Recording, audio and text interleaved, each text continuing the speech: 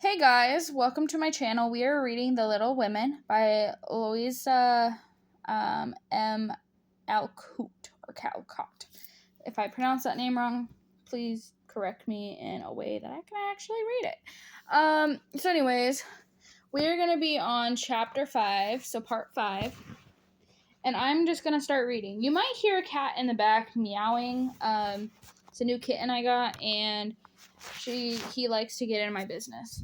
So, yeah. Chapter 5, Being Neighborly. What in the world are you going to do now, Joe? Asked Meg one snowy afternoon as her sister came clumping through the hall in rubber boots. Old sack and hood with a broom in one hand and a shovel in the other. Going out for exercise, answered Joe with a mischievous twinkle in her eye.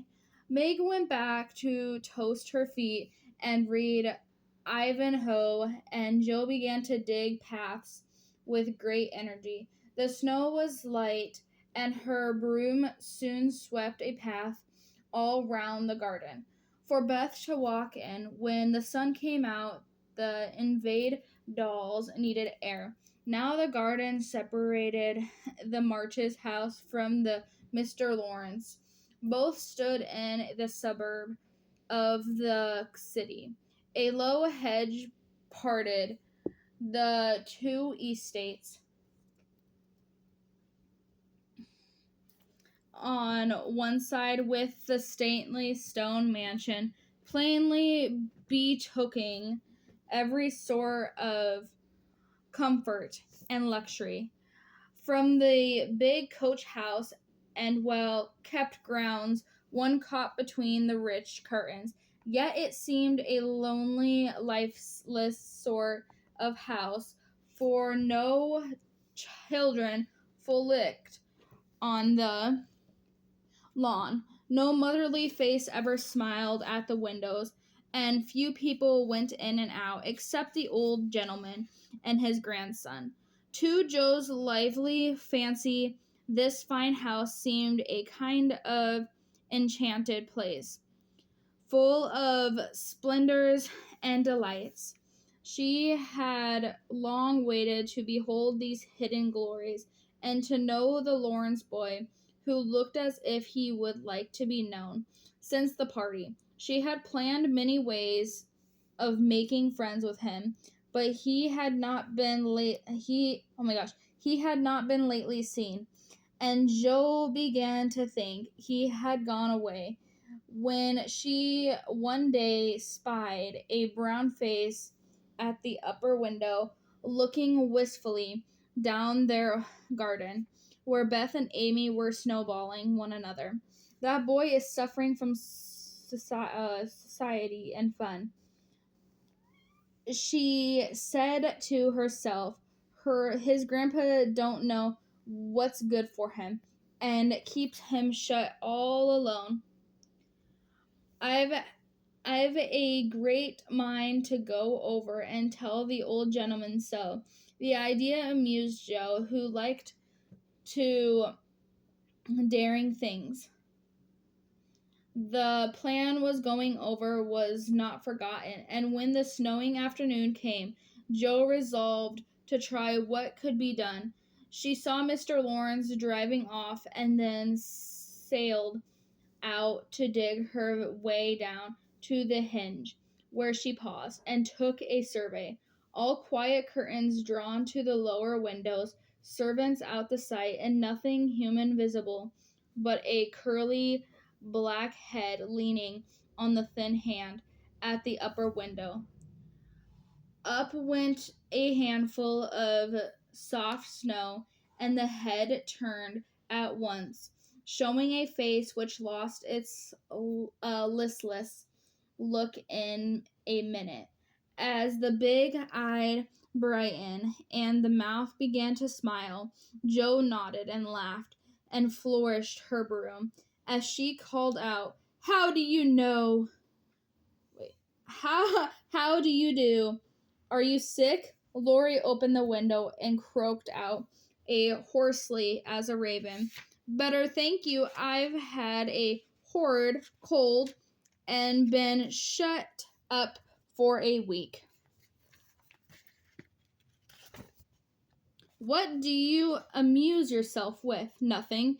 Isn't there some nice girl who'd read and amuse you? Don't know any. You know me, began Joe. So I do. Will you come, please? Cried Laurie. I'm not quite quiet and nice, but I'll come.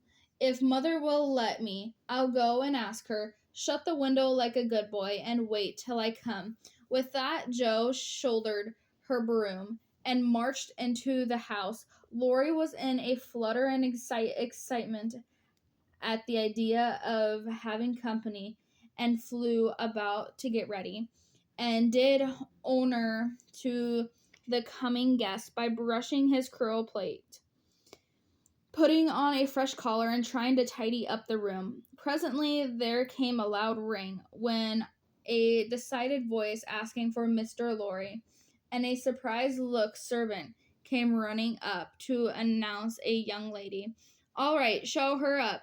It's Miss Joe, said Laurie, going to the door of his little parlor to meet Joe, who appeared looking rosy and kind, with a covered dish in one hand and Beth's 3 kittens in the other.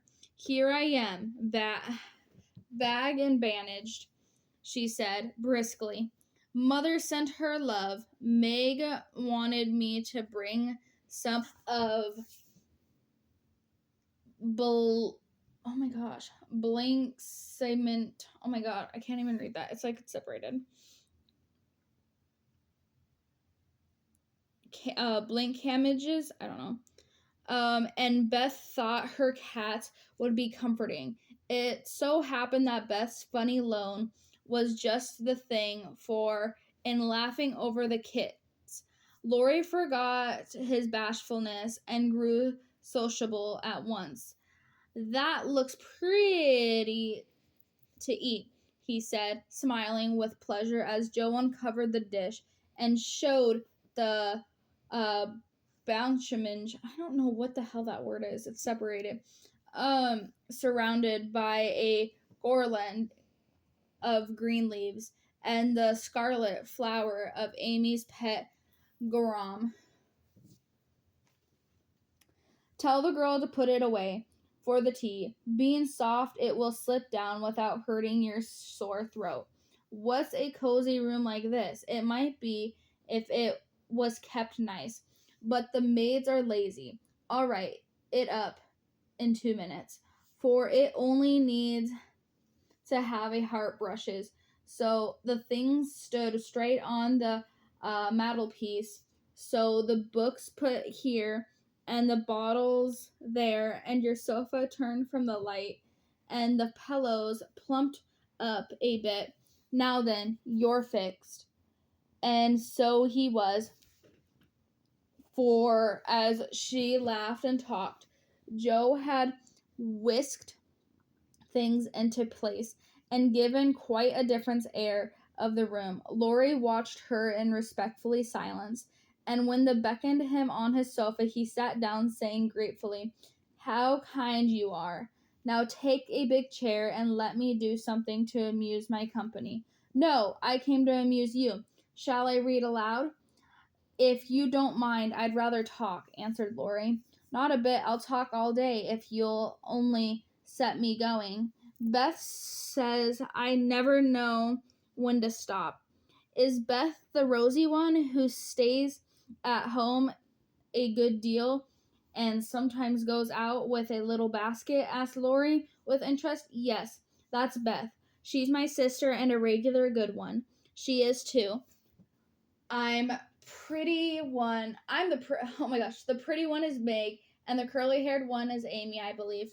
"How did you find that out?" Laurie colored up, but answered frankly, "Why, you seen, I often hear you calling the other one, and when I'm alone up here, I can't help looking over at your house. You're such, oh my gosh, you always seem to be having such good times. Sometimes you forget to put down the curtains at the window where the flowers are, And when the lamps are lit, and it's like looking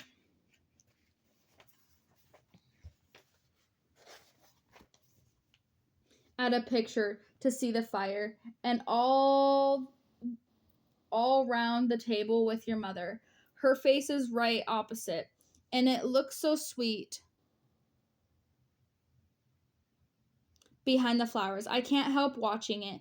I haven't got any, mother. You know, the lorry poked the fire to hide a little twitching of the lip. All right, that is the end of part 5. I will continue part 5 in just a bit. Thank you.